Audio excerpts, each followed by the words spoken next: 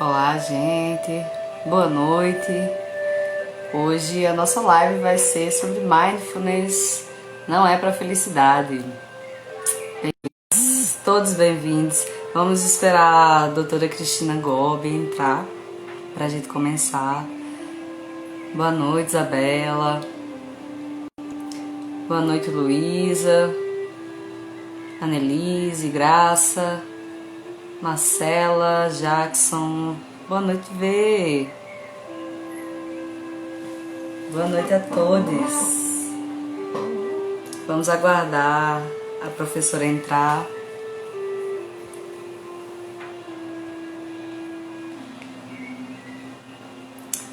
Bem-vindos. Tô só aguardando ela entrar aqui.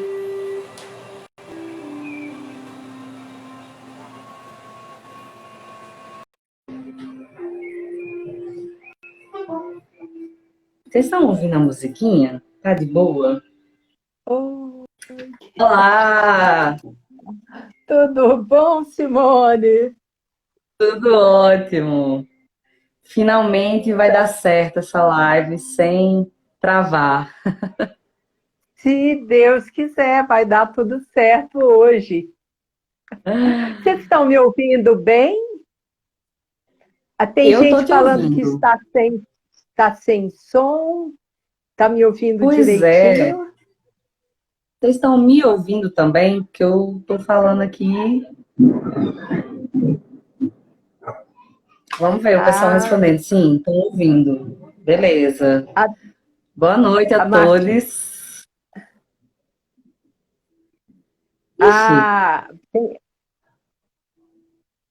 ó, alguns estão falando que tá tranquilo, que tá tudo bem. Outros estão falando que não. Ó, aqui tá tudo certo. Escuto bem. eu Então, tenho que ver o áudio de cada um, né? Enfim, sim, para poder conseguir ouvir o som aí direitinho, né? sim, com certeza. Aqui para mim você tá maravilhosa, perfeita, sem defeitos. Ah, que bom! Tomara que todos Já temos, consigam ajustar, né, o seu som, seus áudios, para a gente sim, conseguir sim. conversar direitinho. Eu acho que enquanto isso a gente vamos aproveitar esses minutinhos, uns 5 minutinhos para você se apresentar um pouco. Muita gente ainda não lhe conhece. Quem não conhece a Cristina, gente, não está sabendo de nada de mindfulness, porque ela é a referência de Brasília, né? Oh, meu Deus! Já estou dando boa noite aqui. Eu vi o Mauro, boa noite. Marcela, que bom. Tomara que a Adriana também consiga. Ajude a Adriana, Jackson, boa noite. Estou vendo muita gente conhecida. Oh, Anelise, que coisa boa. bom. Que coisa boa. Então, gente, eu tenho que começar dizendo, Simone, que para mim é sempre uma alegria muito grande estar com a Liase. Eu tenho um vínculo afetivo de coração, assim, com o nascimento da Liase, então tem que contar um pouquinho para quem não me conhece. Eu fui professora aí da UNB durante 22 anos numa área de tecnologias, minha primeira formação com mestrado por doutorado foi na área de engenharia e tecnologias, e depois eu mudei completamente de área, né? Quando em 2008 eu fui para um projeto com o professor Eduardo Tosta na medicina. Mas eu vou explicar por que isso. Porque eu própria, a minha alta transformação que aconteceu pela meditação, para mim vinha de alguma coisa muito mística, muito, assim, talvez mística e de outro mundo. Quando, na verdade, no início das pesquisas do professor Eduardo Tosta, no campo da medicina e da espiritualidade, principalmente meditação, quando eu entrei neste grupo em 2008, comecei a participar de todos os cursos e a entender os próprios mecanismos fisiológicos, depois neurofisiológicos, da ação da meditação num processo de cura de doenças físicas, como foi o meu caso, aí as coisas clarearam E eu passei enfim, foi o início de uma mudança diária e bastante grande. Mas o que é importante dizer? Que, aliás, é um vínculo de coração mesmo.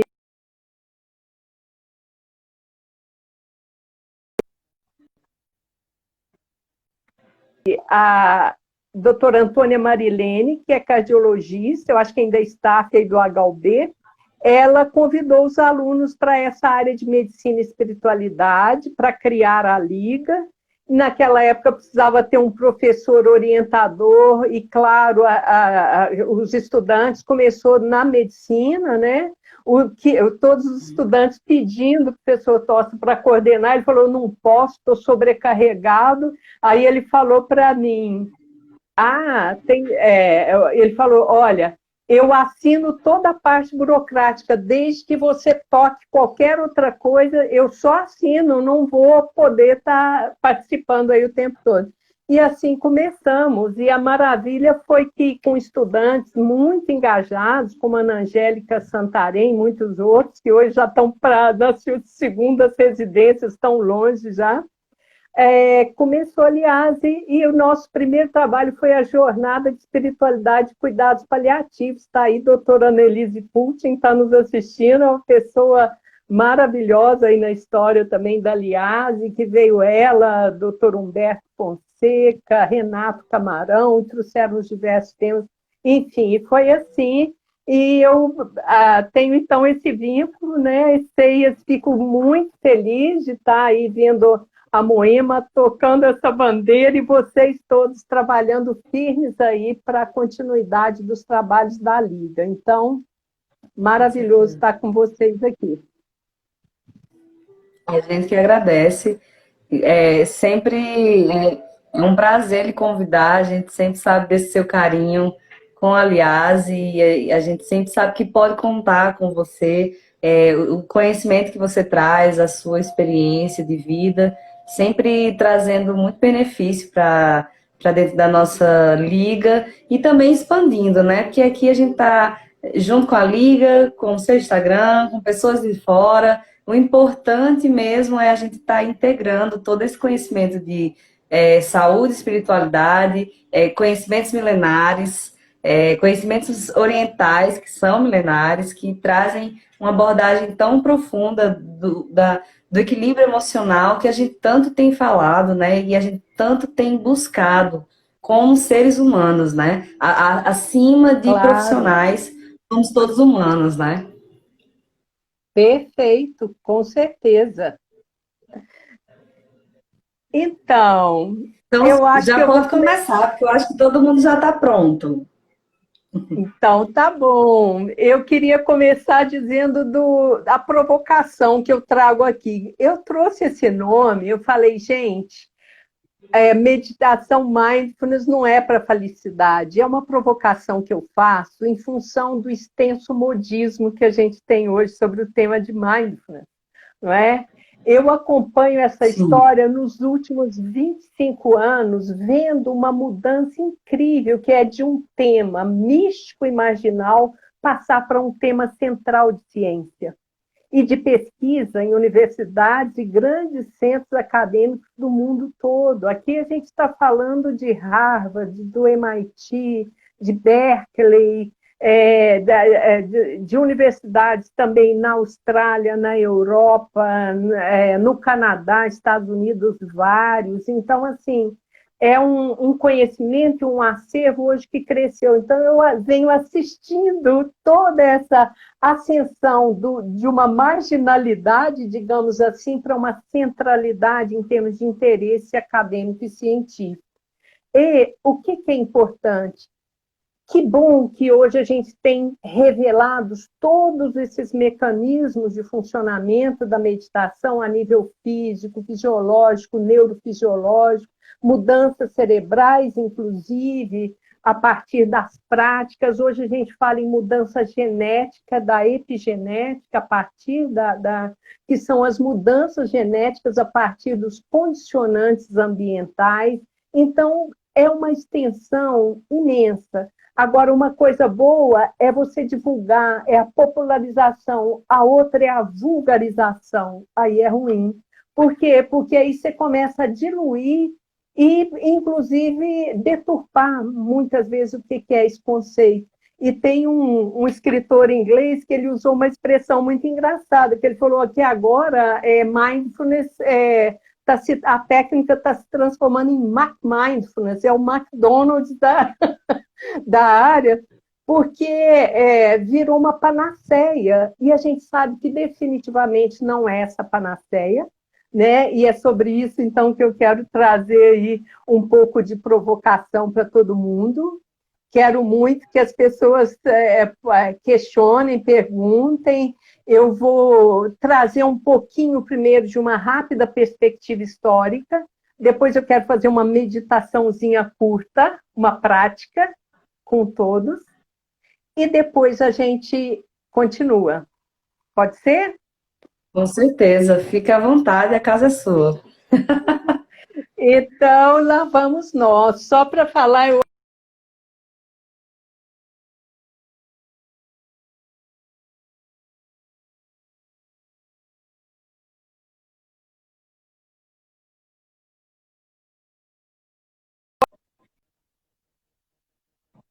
assistiu, tem um filme de um grande yoga indiano, que é o Paramahansa Yogananda, que trouxe a Kriya Yoga para o Ocidente.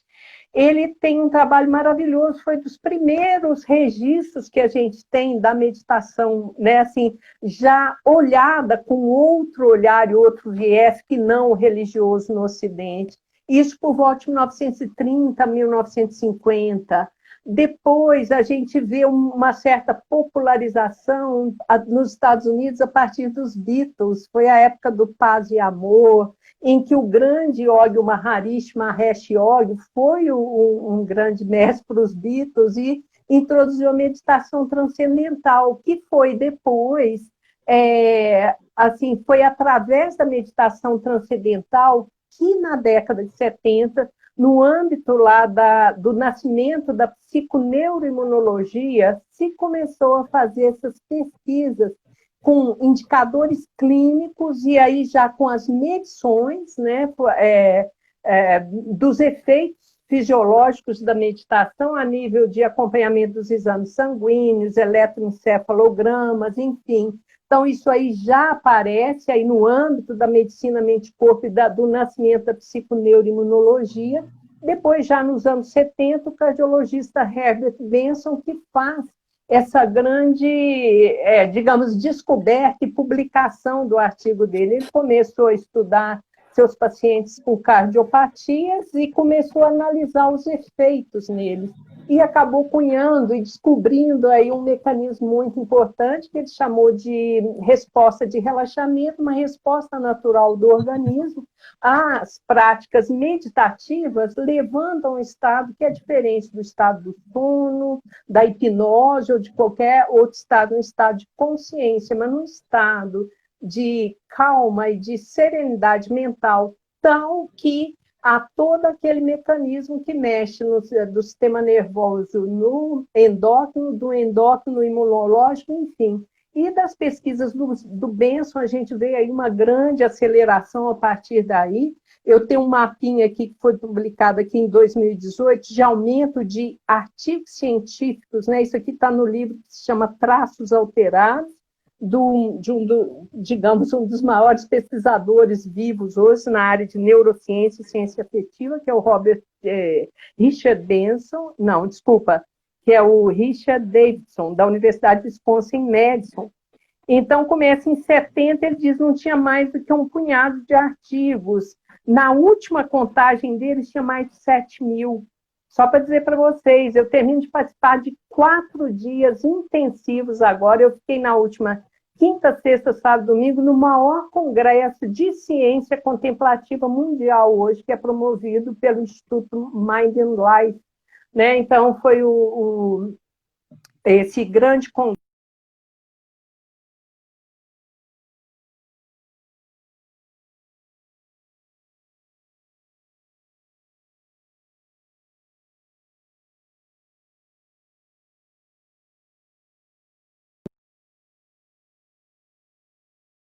de artigos, papers, palestras que teve ali, muita coisa. Então, a gente está falando aqui até 2018, está aqui 7.100 trabalhos e artigos publicados, para vocês verem como isso cresceu ao longo dos anos. E eu tenho que citar aqui a importância do Instituto Mente e Vida, porque é lá na da década de 80 que o Francisco Varela vai até o Dalai Lama, porque qual foi o grande diferencial que o Varela trouxe? Ele era chileno, neurocientista de um laboratório de pesquisa de Paris, ele resolve fazer uma coisa diferente, que é, ao invés de trabalhar com estudo com pessoas normais, como nós todos aqui, por que a gente não estuda a mente daquelas pessoas que já têm 30 mil horas de meditação e assim por diante? Ele foi pedir uma autorização para o Dalai Lama, ver se ele topava isso tudo, e show de bola. E ali, em 87, foi a primeira conferência do Mind and Life, que juntou pesquisadores, então, aí de diversas universidades americanas e europeias, e foi a primeira leva de lamas tibetanos, atletas olímpicos da meditação, que passaram a ser pesquisados. Isso dá um salto qualitativo muito grande, porque a gente começa a entender por que, em vez de você estudar a doença, a mente doente, a depressão, a ansiedade, tudo isso, as psicoses, tudo isso super importante, mas vamos estudar também as mentes saudáveis? Daí nasceu o grande também Instituto Centro de Pesquisa em Madison, com tantos resultados. E uma coisa que eu vi bem agora nesse congresso foi o seguinte: já estão super mapeadas e conhecidas as alterações neurológicas, neurofisiológicas, cerebrais da meditação. Agora,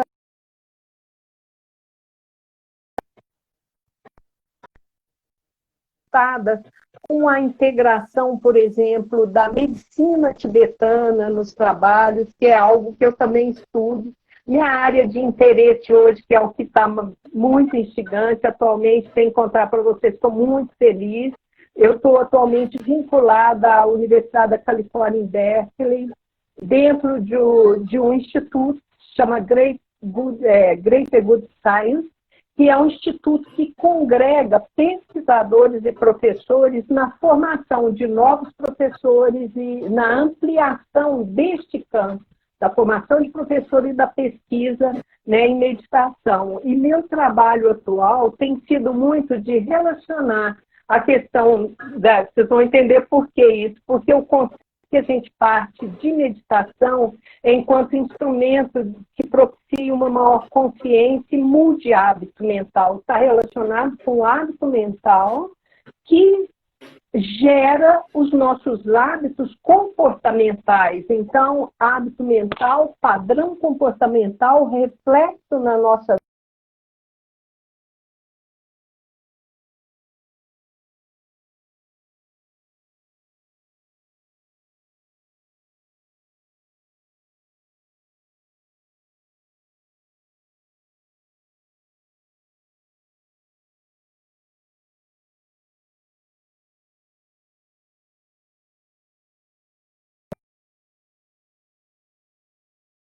uma nova percepção, um novo olhar, uma maturidade de autoconhecimento que pode me propiciar mudanças efetivas. E mais do que isso, outro aspecto que tem sido bastante estudado também é um mais profundo ainda, que é o que é chamado de mudança de traços. Traços, porque uma ação repetida várias vezes, ela se torna um hábito. Um hábito repetido muitas vezes se torna uma tendência. Uma tendência repetida muitas vezes, ela vai se tornar a essência, um traço da nossa personalidade. Então, a gente tem que pensar em traços de personalidade advindos de comportamentos repetitivos. E a meditação enquanto um sistema que vai trazer consciência e luz para esse sistema nosso, né? De forma de pensamento, de emoção, de percepção, de sentimento, etc. E um novo estado de conscientização que me propicie mudança, e que mais mudanças de longo prazo. sabe, pelas mudanças, pelas pesquisas, principalmente a partir das tomografias computadorizadas e todas as tecnologias de imagem cerebral, a gente sabe que isso já está mapeado, é possível. Então, essa mudança permanente, enfim, e para simplificar, digamos, uma libertação de determinados hábitos mentais negativos e, principalmente, eles são repetitivos. Então, é nesse sentido aí que vai um pouco minha pesquisa atual, meu trabalho, digamos aí, as aplicações clínicas aí do mindfulness, aí da meditação, né, para mim aqui, dentro do meu trabalho e de um modo geral, seja nos atendimentos clínicos, seja nos cursos que eu dou também, a gente faz uma varredura entre desde técnicas de respiração básica até um percurso mais profundo, que são as técnicas de amorosidade, compaixão, enfim. Mas o objetivo central é esse, é que a gente se liberte das tendências mentais e habituais mais negativas e que geram as doenças físicas, mentais e emocionais. Então, tá por aí. Ok até aqui? Ok, demais. Então, eu queria fazer uma práticazinha bem simples com todos presentes agora. A gente vai experimentar aqui uma prática guiada. Eu vou pedir para, na medida do possível, que vocês se assentem em uma posição confortável.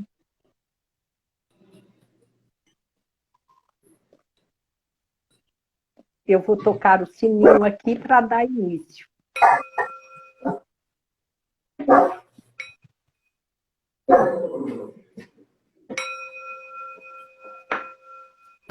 Eu vou pedir para que vocês voltem a sua atenção para a sua respiração, tomando a respiração como uma âncora de atenção para si mesmo, para dentro de si.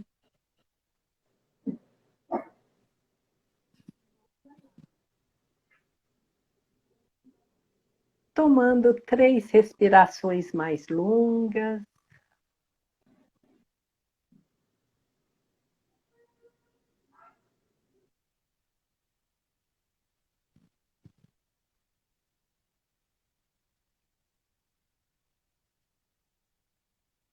Inspirando e expirando, trazendo e integrando sua mente para junto do seu corpo.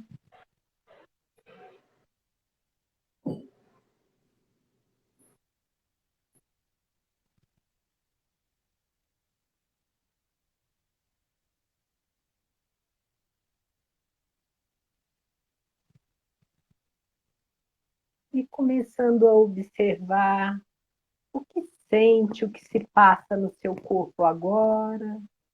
Se você percebe se tem algum ponto de tensão,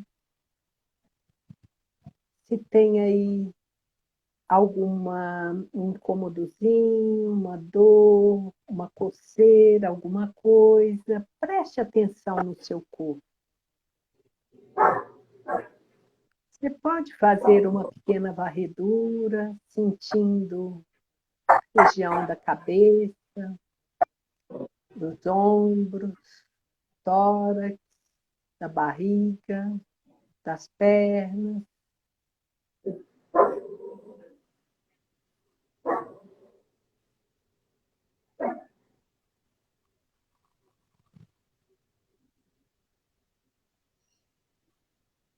Inspirando e expirando.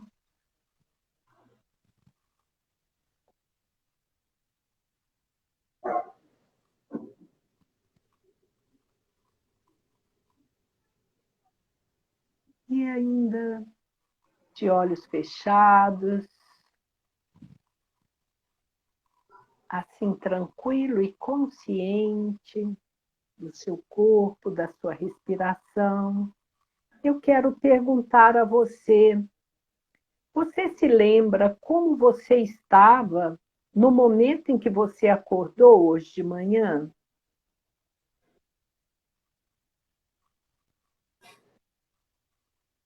Como você estava? Como se sentia?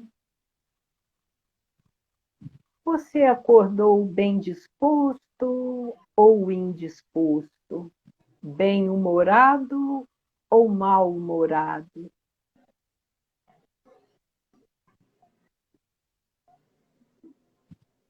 Que sentimentos amanheceram com você? Quais as emoções amanheceram com você?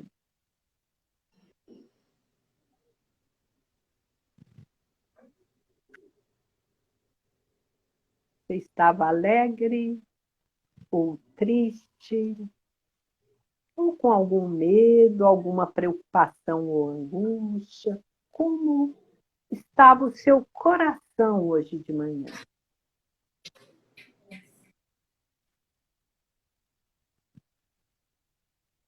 Como foi o seu dia? Como você passou, o que sentiu? Faça essa relembrança, procurando identificar e verificar se você consegue dar nome aos sentimentos que perpassaram na sua mente e no seu coração hoje.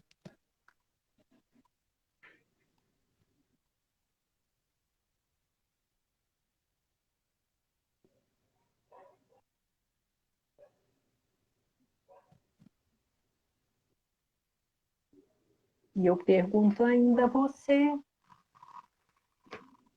se você percebeu como é que os seus sentimentos e as suas emoções influenciaram o que você fez ao longo do dia. Por exemplo, se você amanheceu mal-humorado, será que você levou esse mau humor adiante, relacionando mal com as pessoas? Se você esteve alegre, você compartilhou essa felicidade nos seus relacionamentos ao longo do dia?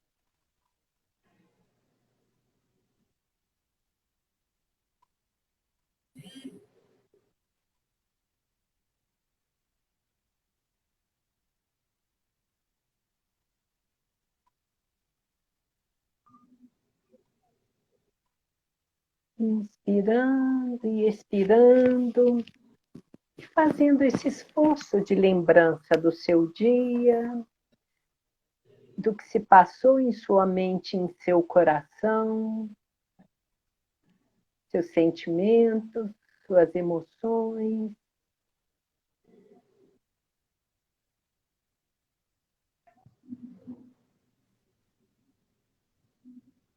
Identificando, tentando nomear o que se passou em termos de sentimento.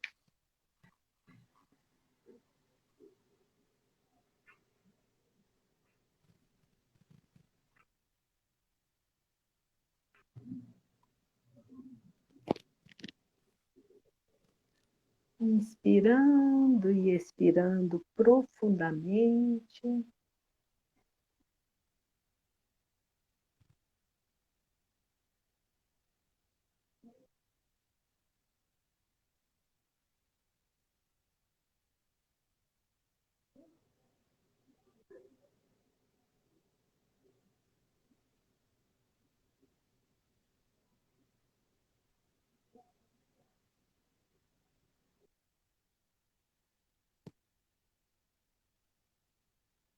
Inspirando e expirando.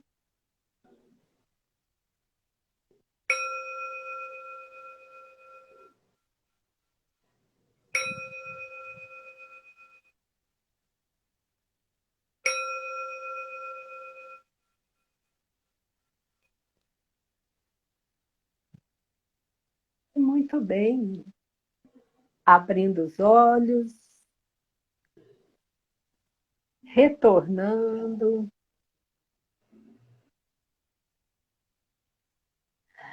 Muito bem. Que bom, eu espero que todos tenham conseguido acompanhar. Como foi, Simone? Conta para nós. Eu amo. Eu trabalho também como hipnoterapeuta, né? Então, a respiração consciente, o mindfulness, a meditação, ela tem feito parte da minha vida e tem me ajudado essencialmente a encontrar esses espaços daquilo que é, daquilo que foi. Então, para mim, foi incrível. Mas você Se sentiu, deixasse, eu ia... conseguiu dar nome para os seus sentimentos? Sim, sim.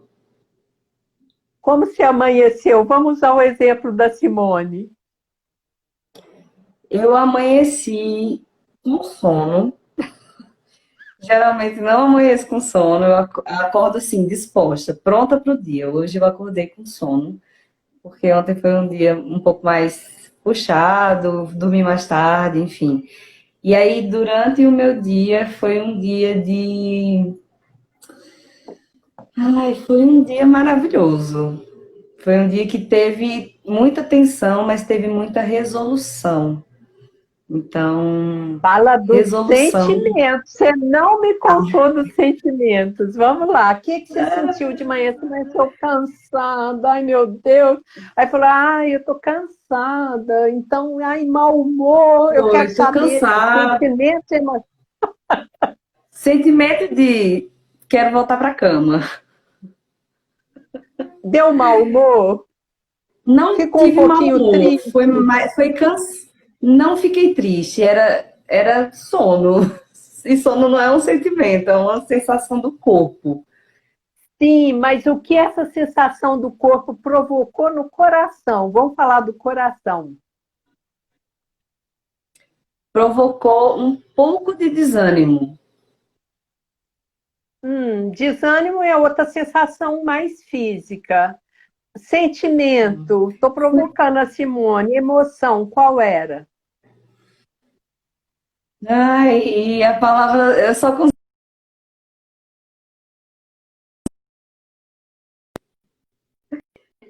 Depois que o sono passou, eu me senti plena.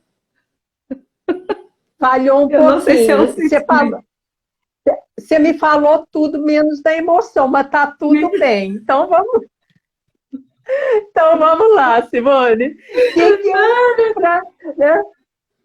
Por que eu estou trazendo isso tudo? Para a gente falar um pouquinho da questão de conceito de meditação. O que é a meditação? Se eu perguntar aqui agora e pedir para as pessoas escreverem aí, provavelmente vai sair muita coisa. O que é meditação para você? Meditação é o mesmo que mindfulness? Tem gente, sim, não. O que é?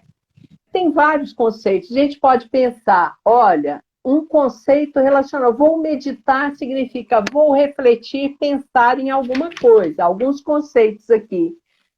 Pensar, refletir, estudar, tem a ver com cognitivo, cognição, intelectualização. Isso é muito uma ideia, digamos assim, muito familiar para nós aqui no Ocidente. Mas e no Oriente? O que as tradições contemplativas falam sobre isso? O que a gente tem que olhar para o Oriente? Porque aqui a gente está falando em 50 anos de história de meditação, eles têm de 3.500 anos a 5.000 anos de uso da meditação, sendo que ela se tornou mais sistemática 2.500 anos atrás com o Sr. Buda Shakyamuni. Então, a gente tem que trazer o que é a meditação verdadeiramente, que é essa que está sendo pesquisada há tantos anos aqui no Ocidente. Ela significa um estado de conexão interna, um silenciamento, um processo de atenção, mas a palavrinha mágica é consciência. E eu gosto de usar o conceito de meditação em tibetano. A palavra para meditação em tibetano é Gom. Gom significa familiarizar-se. Eu preciso familiarizar com os meus modos de funcionamento mental. Eu preciso trazer consciência para o meu sistema.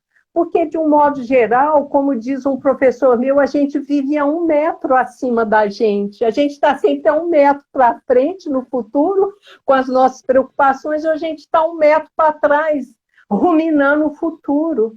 Todos nós temos uma historinha interna, uma narrativa interna, como se fosse um filme que roda sem parar na nossa mente, fazendo sempre o mesmo discurso, o mesmo, digamos, a mesma cantilena mental. E a gente precisa trazer consciência para ele, porque é justamente esse padrão repetitivo de atitude mental que se desdobra depois nas minhas ações de palavra, minhas ações e comportamentos na vida, que é a chave de onde a gente pode mudar. Então, com isso, eu quero dizer para vocês que o conceito com o qual a gente trabalha de meditação é consciência plena, é mais do que o que se traduz para o português de mindfulness como atenção plena. Atenção é diferente de consciência, eu posso estar completamente atenta, né, aqui assistindo alguma coisa, mas está completamente absorta e com a consciência em outro lugar, que é o bem mais normal. Então, aqui a gente está falando o que é mindfulness. Mindfulness é um traço, é um estado de clareza e consciência mental que se adquire quando praticando a meditação sentada formalmente todos os dias, que assim estarei trazendo um novo hábito para a minha mente. Então, mindfulness é um traço, é um resultado da prática da meditação, especialmente a meditação chamata, a meditação da calma mental, as meditações de serenização como um processo de conscientização interna. Certo? Certo até aqui, gente?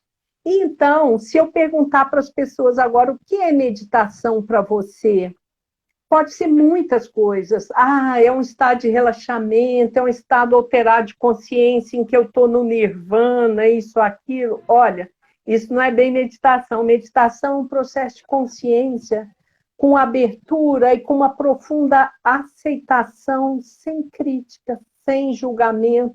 A gente coloca que tem 2 asas fundamentais na meditação mindfulness. De um lado é a consciência, de outro é a abertura, a bondade, a amorosidade, a compaixão. São essas 2 asas que nos permitem voar no sentido da liberdade, de que liberdade dos nossos hábitos e condicionamentos mentais que nos levam a sofrimento.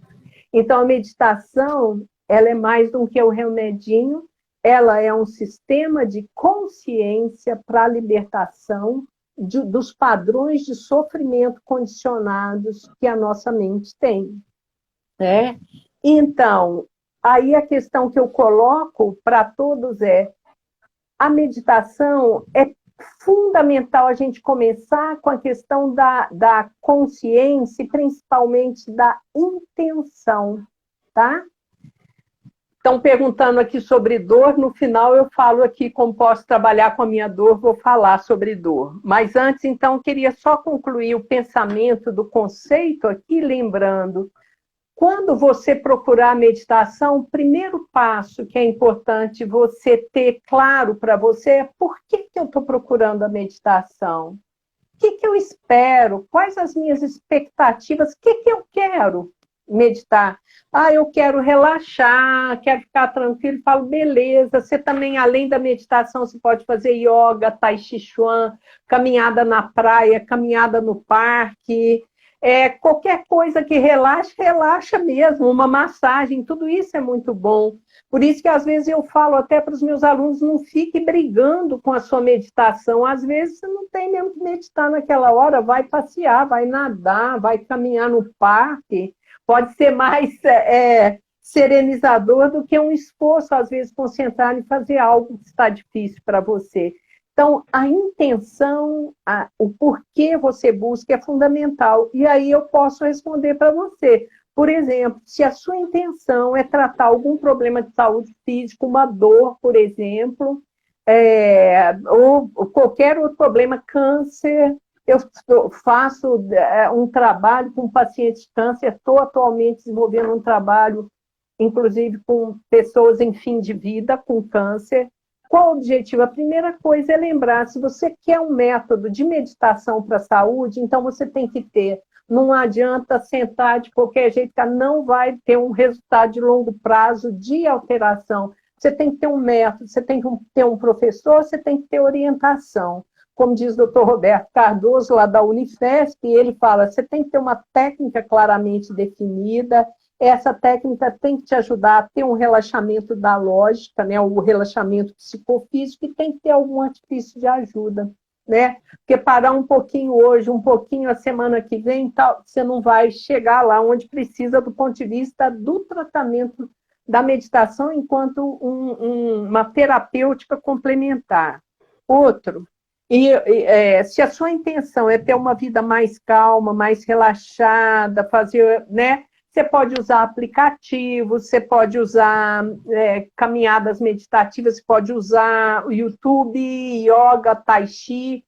Todas essas práticas integrativas trazem também esse tipo de calma e relaxamento. Agora, se você estiver pensando e quer adotar a meditação como um caminho de mudanças mais profundas e significativas, como um caminho de libertação de sofrimento, um caminho com um horizonte mais firme, beleza, então você pode trabalhar então com orientação segura, você vai ter realmente resultados mais profundos aplicando disciplina, persistência, sem cobrança, mas persistência principalmente, trabalhando um pouquinho todo dia, aprendendo a nomear o que se passa em você, aprendendo a sair da sua discursiva mental e da ladainha repetitiva que fica em ruminação na nossa vida, nos perturbando, que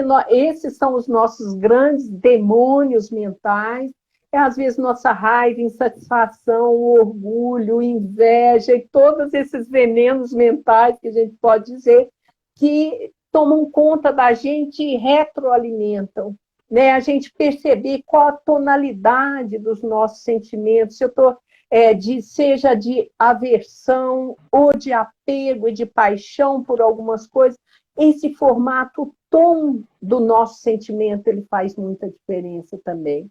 Então, é esse relacionamento mais profundo que a gente pode promover com a meditação mindfulness, que é trazendo consciência para o nosso sistema, aprendendo a dar nome para os nossos dragões. Quando eu tenho um professor que diz, quando você dá nome para o seu dragão, ele deixa de te ameaçar. Então, eu preciso saber o que se passa comigo, isso é muito importante, né? E vocês, então, têm aí as diversas possibilidades de aproximação, né? O Richard Davidson, junto com Daniel Goleman, no livro Traços Alterados, eles fazem uma diferenciação de níveis, né?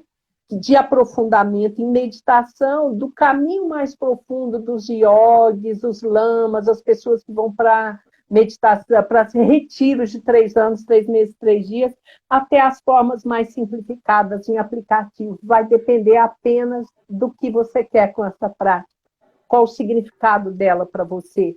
E eu quero só finalizar aqui essa parte, para depois entrar, eu já estou vendo que tem perguntas aqui também, é dizer que a gente tem que buscar caminhos profundos, caminhos seguros. No Oriente não existe meditação sem mestre, sem um professor, um condutor. A meditação séria, você tem que ter um orientador, porque os caminhos falsos e os caminhos de perdição são muitos, que não te levam a lugar nenhum, né? Então, eu vejo hoje, eu acho assim, uma coisa que me entristece é ver no Brasil, por exemplo, uma banalização muito grande, as pessoas fazem lá um cursinho de 8 semanas e saem dando outros cursos, usando e fazendo, sem sequer ter um mínimo de realização interna. Não digo que tem que ser, sou uma apaixonada, eu comecei a ensinar 14 anos depois que eu comecei a praticar com lamas, continuo com os meus professores a vida inteira, tenho mestres tibetanos aí que presto contas dos meus trabalhos e, enfim, das minhas práticas. Então, assim, esse caminho, ele é muito transformador, mas é preciso persistência e aprofundem, não fiquem na superficialidade. Meditação é muito mais do que transformar a vida num resort. Meditação é um caminho de transcendência, de transformação profunda. Eu tenho a felicidade de hoje estar vinculada à Universidade Berkeley, ter um longo caminho pela frente, mas uma das coisas que eu gostei demais, desde que eu comecei agora, né, nesse processo de aperfeiçoamento, que vai durar quase 3 anos, é que a gente não entra no currículo básico antes de estabelecer uma prática pessoal profunda. Não existe um bom professor que não tenha se realizado. Qualquer pessoa pode ensinar técnicas para qualquer pessoa, mas a capacidade de transformar a si e ao outro, ela tem que vir de uma transformação de quem orienta. Se você não passou por dentro de você, vai ser difícil você acompanhar outra pessoa, né? Seja seu paciente, seu aluno, etc. Então, meu convite é para que vocês aprofundem, busquem caminhos sérios, né, com bons conteúdos, para que vocês tirem o máximo proveito aí da meditação. Inclusive, queria perguntar a vocês, se vocês, aliás, deixar aberto se vocês têm alguma pergunta para a Cristina. Agora é um momento, aproveitem. A Marcela tinha falado sobre que durante a meditação ela percebeu a dor na torácica, né? E que muitas vezes, eu estava até falando sobre isso hoje, Cristina, que o distanciamento que a gente tem do nosso próprio corpo e a falta de percepção do que o corpo está gritando muitas vezes, né? Que às vezes é uma dorzinha que vai sendo apenas colocada debaixo do tapete, sendo usado analgésicos, enfim. A gente vai mascarando algumas dores do corpo físico, né? Sim. Levando assim para um lado, né? E que a meditação realmente, esse estado de presença, faz a gente dar atenção, né? Sim, e outra coisa, falando um pouquinho de dor, é claro que, por exemplo, você, ao trazer consciência para o seu corpo, é o primeiro passo. A gente fala, eu estou trazendo minha mente, que estava distante, para dentro do meu corpo. Então, usando, por que a respiração? A respiração é algo que está com a gente. Então, você traz essa âncora de atenção para o corpo e vai perceber. Agora, o que acontece com uma dor crônica? Vamos falar um pouquinho. A dor, no momento da meditação, você pode tentar corrigir a sua postura. Aqui no Ocidente, às vezes, não se trabalha tanto quanto as meditações originais orientais. Postura é fundamental, uma almofada boa é fundamental, um bom assento, para você suspender a coluna do chão. Então, nos meus cursos, eu começo trabalhando bastante a questão de postura, conforto, traz o conforto para o corpo. Então, se você não conseguiu melhorar sua condição de dor no momento da meditação, alterando postura ou assento, aí eu convido você para usar a sua dor como suporte da sua meditação. Isso é uma coisa paradoxal, mas, de um modo geral, como é que a gente trabalha processos de dores crônicas? Já trabalhei isso bastante com clientes. Dor crônica, como é que você trabalha isso? A gente trabalha com uma tomada de consciência, uma atenção gentil e, paradoxalmente, tomando a dor como o nosso âncora de meditação. Vou estabelecer uma amizade com a dor. Eu faço o mesmo processo com estabelecer uma amizade com uma dor emocional, uma tristeza, uma perda, uma separação, morte. Não importa, nós não fugimos de nada. A meditação é um processo de consciência exatamente do que está se passando agora. A gente tem medo de entrar nesses lugares doloridos da gente, porque esses lugares nos assustam. Então, a gente tem, inclusive, a dor. Dor é algo que assusta muito. É algo que eu imediatamente quero me livrar.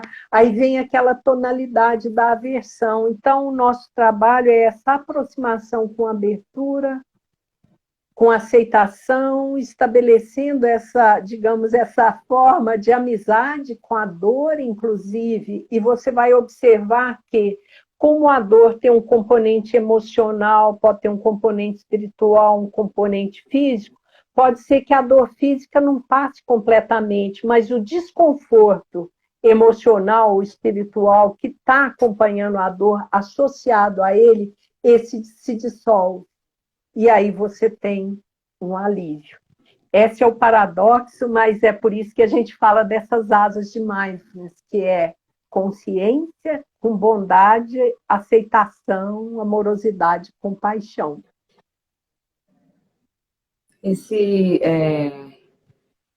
Porque a mente, ela é poderosa, né?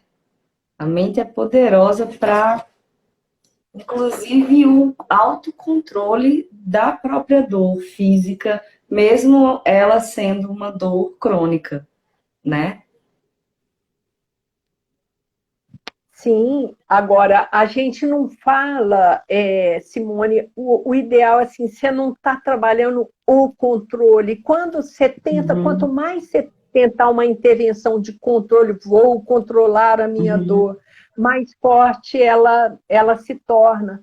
Assim como se você assentar, ai, estou com raiva, uma dor emocional, um incômodo, aquilo vai incendiando a sua mente. Então, a questão é, você vai se assentar para observar todos esses demôniozinhos que estão aí. Olha para eles por algum tempo, tome-os como suporte ou âncora da sua prática. E à medida que você vai fazendo isso, a dor pode continuar lá, a emoção difícil pode estar lá, mas você muda por completo a forma de se relacionar com tudo isso. Essa é a grande questão. A mudança que ocorre é na maneira com que eu me relaciono com o que se passa comigo, seja uma dor física, uma dor emocional, mental e assim por diante. A gente não pode parar as ondas do mar, mas a gente pode aprender a surfar nessas ondas. É um ditado budista, né? A professora Moema escreveu Meditação para a Consciência da Dor Total. A gente, sempre quando ela fala dor total, eu lembro da teorista Cicely Saunders, né?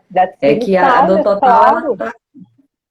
ela tá relacionada a todo o sofrimento em geral, como o Buda Siddhartha Gautama disse, né? Que o sofrimento existe, né? E todo ser humano passa pela sua dor, seja ela social, emocional, física, enfim, relacional, e que dá consciência à nossa própria dor, quando você fala o controle, né? Não o controle de ter controle, mas o controle de poder visualizar aquilo, entender, aceitar e também fluir naquilo, né? Você olha, observa, aceita da forma que ele se expressa para você e trabalha uma outra forma de se relacionar com tudo isso. Acho que essa é a chave da liberdade. É uma nova outra perspectiva, forma talvez. Sim, com abertura, e a palavra-chave é muita aceitação. Um relacionamento de gentileza, de bondade. Assim a gente se abre. Eu costumo dizer que quando a gente trabalha bastante meditação das emoções, eu faço um workshop, esse ano vai ter que ser online, né? Já dei um presencial no começo do ano, que chama Mindfulness e Gestão das Emoções. Você pega uma tigela de água e põe para ferver no fogão, bota fogo aqui. Aqui tá, o que acontece? Começa a ebulição, não é? A ebulição são nossos sentimentos e emoções conflituosas, perturbadoras.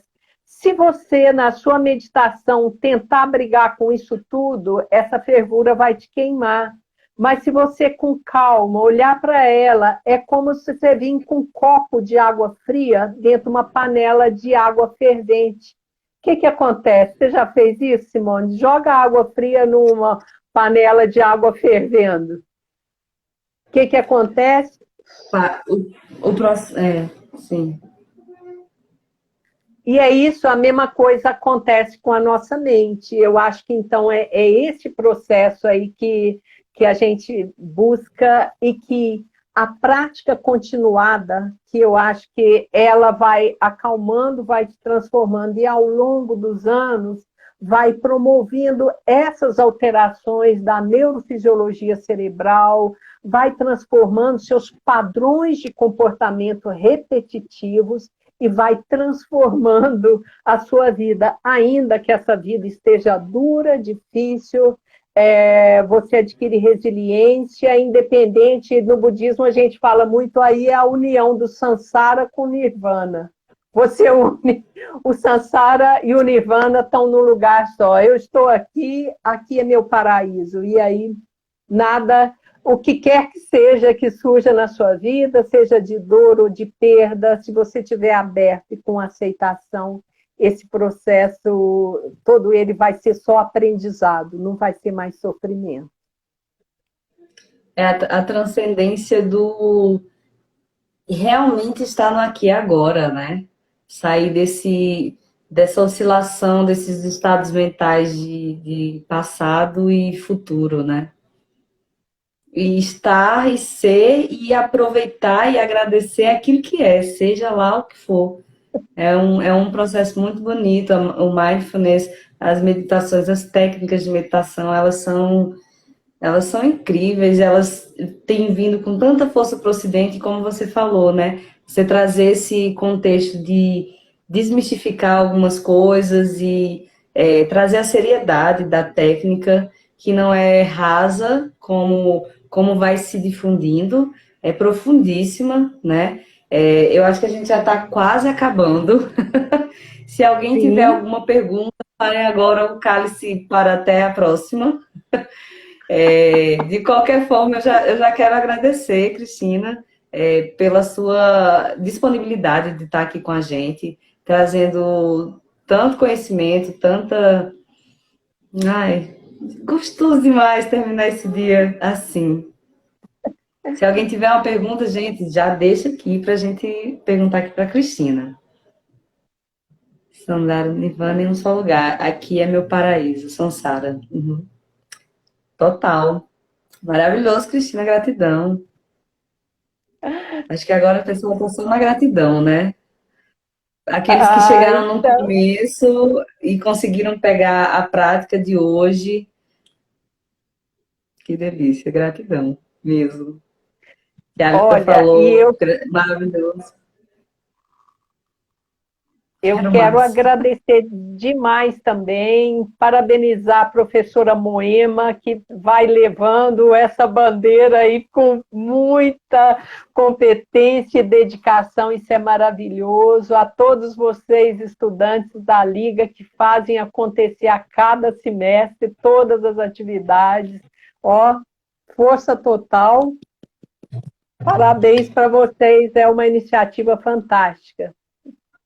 E é uma nova leva, assim, as pessoas que passam pela Liase e passam por todos esses conceitos que a gente vai, essas técnicas que a gente vai trazendo, abordando, é realmente integrar o ser humano, né? É integrar a espiritualidade e a saúde, porque não está separado, nada está separado, a gente que separa, né? Claro, claro. Ragnar, eu não sei, acho que é. Às vezes minha respiração fica confusa quando tento meditar. Às vezes a respiração eu não ouvi direitinho. Fala de Às, novo. às, às vezes minha respiração fica confusa quando tento meditar. A respiração, o que seria uma respiração confusa? Eu sempre recomendo que o começo da prática seja bem demarcado por 3 respirações com pausa. Inspira, faz uma pequena pausa, expira, uma pequena pausa.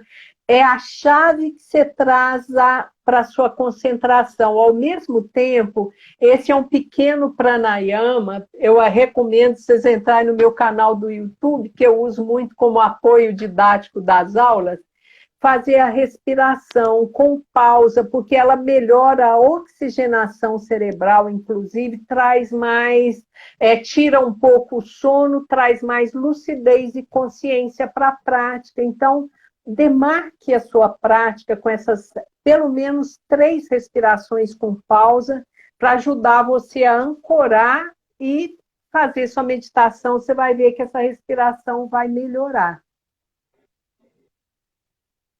E que muitas vezes essa respiração confusa também parte de uma ansiedade de entrar num processo, né? Essa respiração curta que vem só até aqui no diafragma e não desce, não permite que abra espaço no corpo todo, né? Sim, também. Então, prolongue essa respiração. Aí, algumas vezes, depois você volta para a respiração natural, que a pessoa vai ver que isso aí vai normalizar. Espero que acho que é Ragnar, que foi a pessoa que falou isso, esteja aqui ainda para ouvir. Então, respiração profunda, dá espaço no corpinho. Enfim, gente, já estamos terminando. Gratidão a todos que vieram, que estão aqui e que já foram também. Aos que vão assistir após a live, né, que vai ficar gravado, espero que dê tudo certo para ficar gravado aqui na nossa timeline, do Instagram da Liase. Gratidão novamente, Cristina. Já deixo outro convite aberto para em algum outro momento. Aliás, ama quando você aceita, quando você está disponível. E uma pessoa escreveu aqui: um meditador não é um versado nisso ou naquilo, mas alguém que deseja viver a agradável aventura de vivenciar as técnicas meditativas sem perder a capacidade de se relacionar. Roberto Cardoso. Que bom. Isso aí, obrigado pela oportunidade. Palavra-chave, meditação. O Matheus está mandando aqui a palavra-chave para quem é da Liase e vai fazer a chamada, né, de presença. Então, aos que vieram, gratidão. Cristina, suas últimas palavras. Gratidão para vocês, obrigada pelo convite, obrigada pela oportunidade. Deixo um grande beijo, que essa pandemia traga muitos aprendizados e poucos traumas. Está difícil, mas que a gente consiga estar bem para seguir nossas vidas e vencer esse período difícil aí. Sim, é isso, gente. Bom? Muito obrigada. Boa noite a todos. Até a próxima. Beijos. Beijo grande para todos. Tchau. Tchauzinho.